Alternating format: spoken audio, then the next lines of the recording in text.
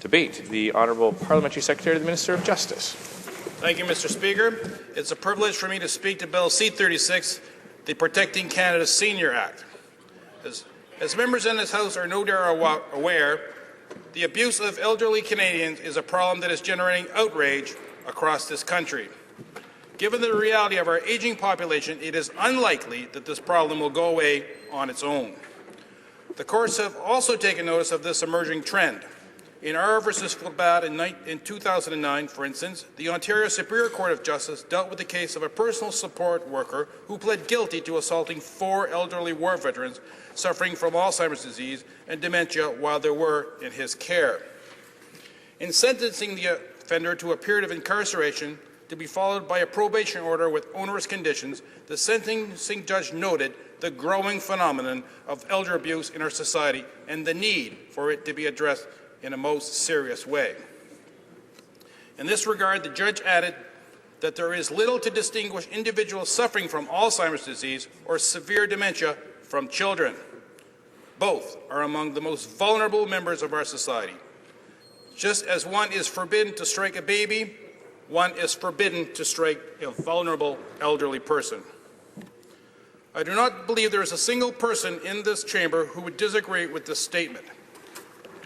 Yet another example of judicial awareness of the issue of elder abuse in Canada is provided by the 2010 Newfoundland and Labrador Supreme Court decision in R versus Manuel. In this case, the offender had twice broken into the home of an elderly veteran and assaulted and robbed him.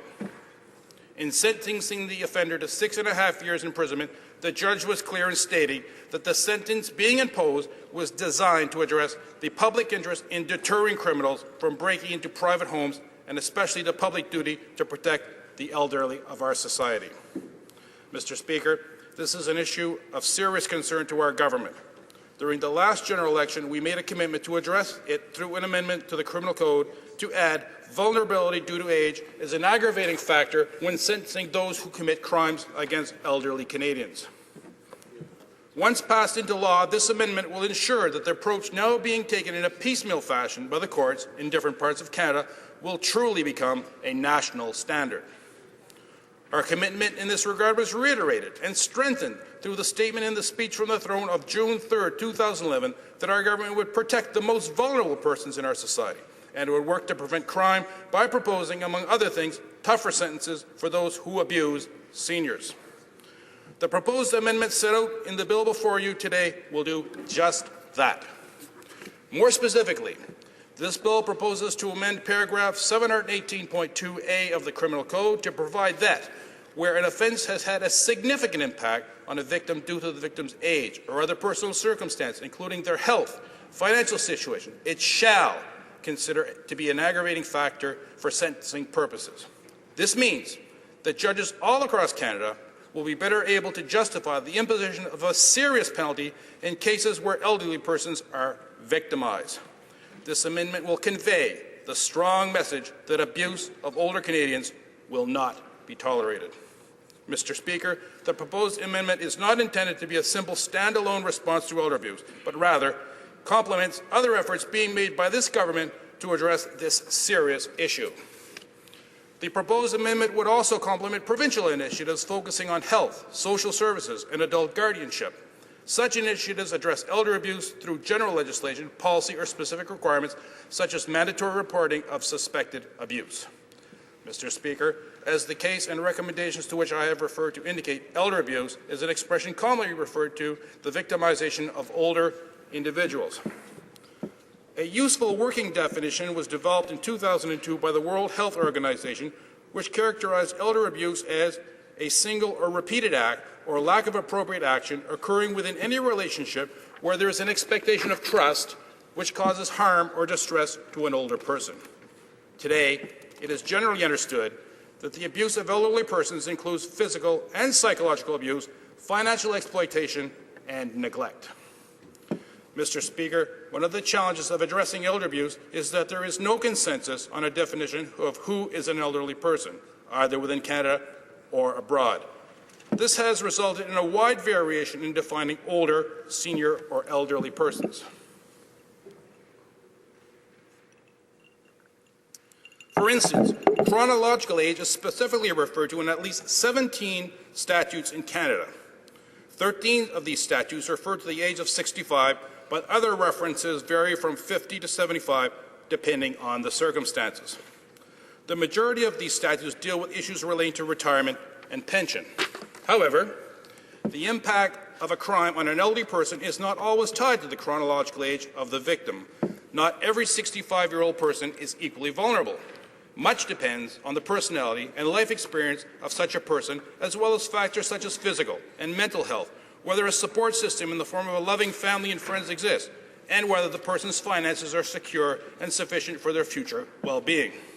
In short, as opposed to children of tender age for whom a general assumption of vulnerability is far more justified and appropriate based on chronological age alone, there is no one-size-fits-all age at which the chronologically older person can be said to be vulnerable in terms that are easily recognized by the criminal law. This is an important point, Mr. Speaker, because the impact of a crime on an older person is more typically associated with combined unique characteristics of that person when viewed together reflect the overall impact of the offense. Therefore, in order to properly achieve the goals behind this amendment, the bill deliberately does not set a chronological age as a triggering factor for invoking the aggravating factor. Rather, it focuses on the impact of the crime on an elderly victim in light of the combination of age and personal circumstance that renders that person particularly vulnerable to the offense in question.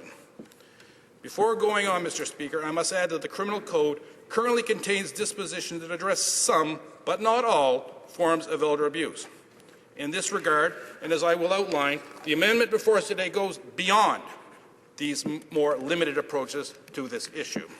For example, and as most members will recall, this government introduced the Standing Up for Victims of White-Collar Crime Act, which came into force on November 1st, 2011. One of the elements of this legislation was the addition as an aggravating factor for the offense of fraud of the fact that the offense has had a significant impact on the victim, given their personal circumstance, including their age, health, and financial situation. This aggravating factor was in response to large-scale economic crimes that have had devastating consequences for vulnerable victims, particularly seniors who have had reduced ability to replace the money stolen from them. Mr. Speaker, the Criminal Code also lists other aggravating factors that address some of the circumstances often present in cases that may be characterized as elder abuse. For instance, the Criminal Code provides in subparagraph 718.2ai that where an offense was motivated by bias, prejudice, or hate-based, for instance, based on age, mental, or physical disability, it shall be considered to be an aggravating factor for sentencing purposes. This aggravating factor addresses cases where crimes were motivated by hate towards an identifiable group, such as seniors. By way of comparison, the proposed aggravating factor in the bill before us today would recognize that the impact of crime on a victim may be exacerbated by reasons of a combination of their age or other personal circumstance, such, for example, as their health. Other aggravating factors currently in the Criminal Code that would also apply in some elder abuse cases include the fact that the offender abused a position of trust or authority in relation to the victim, and this is cited in subparagraph 718.2aiii, or in the case of abuse of an offender's spouse or common law partner in subparagraph 718.2aii.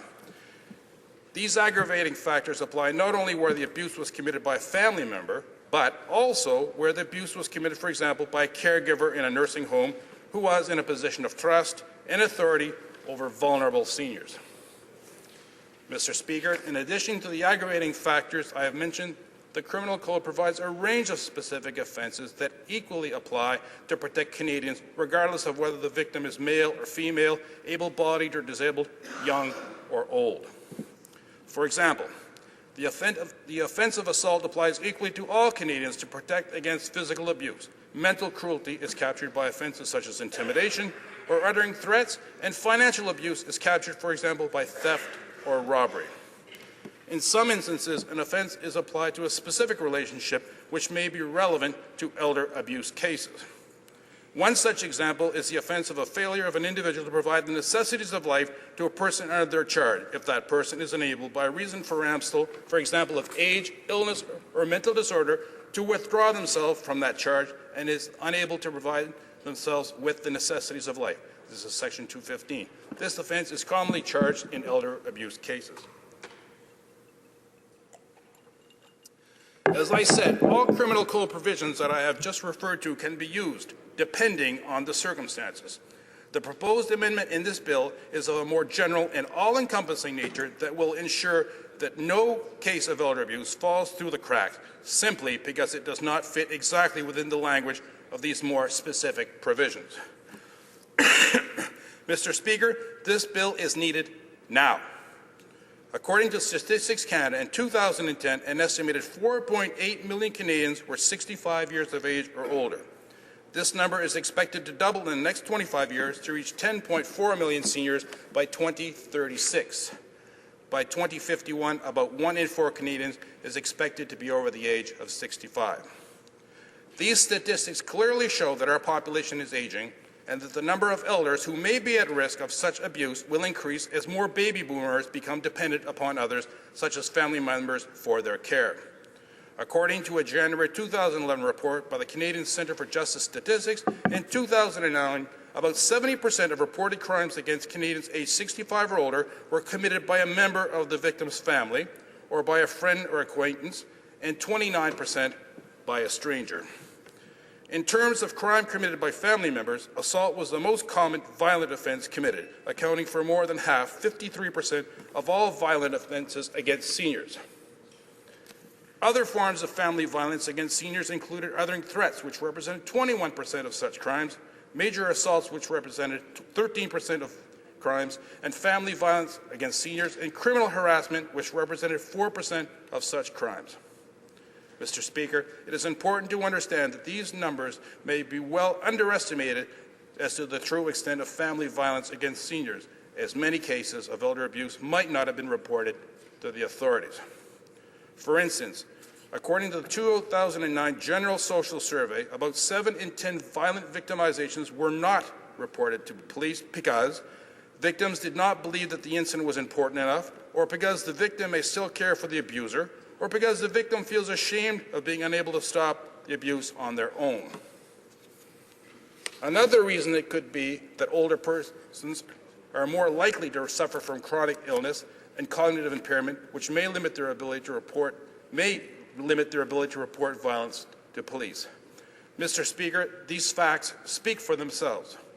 Older Canadians are at risk and can be expected to continue to be at risk for the foreseeable future. That is clearly not right. Older members of our society, those who have contributed to building this great country, should not have to live in the fear for their personal and financial security. After all, they have given to Canada, they have a right to be treated with respect and to live in a safe environment. This bill is a significant contribution to this important objective. I urge all members to support the expeditious passage of this bill. Thank you, Mr. Speaker. Questions and comments? Questions et commentaires. L'honorable député d'Hochelaga.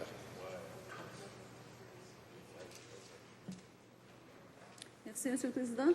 En fait, la question porte plutôt sur une étape avant le projet de loi. Il y a beaucoup d'aînés qui sont intimidés par le système judiciaire, qui ne comprennent pas le système judiciaire, donc avant même de pouvoir poursuivre la personne qui a fait cet abus. Alors, comme les hommes et les femmes aînés ne comprennent pas le système, ils ne peuvent pas bien prendre de décisions, ne peuvent pas décider eux-mêmes s'ils veulent poursuivre la personne. Et ce qui arrive, c'est que c'est une atmosphère paternaliste, donc ils sont pris par la main et ils ne prennent pas leurs propres décisions. Alors, est-ce que le gouvernement a l'intention de faire quelque chose pour aider ces gens-là, pour qu'ils comprennent bien leurs droits, afin de décider eux-mêmes s'ils veulent poursuivre la personne ou non? Honorable secrétaire parlementaire. Je remercie le gouvernement de cette question. Évidemment, ce gouvernement a consacré des énormes sommes d'argent vers l'aide envers les victimes de crime. Évidemment, il y a deux compétences qui doivent agir dans le contexte d'une telle infraction. Évidemment, la partie provinciale, avec les ministères des services sociaux, devrait aider ces gens-là. Et de part avec les actions qui sont prises pour protéger les victimes du crime du point de vue du fédéral, je pense que ces compétences seraient guidées les aînés envers la prise de décision. D'ailleurs, lorsqu'une accusation est portée auprès des autorités policières, la décision ne vient plus celle de la personne qui est victime, à savoir si l'affaire va poursuivre en cours ou non. Questions and comments, questions and commentaires. The honourable member for Charlottetown.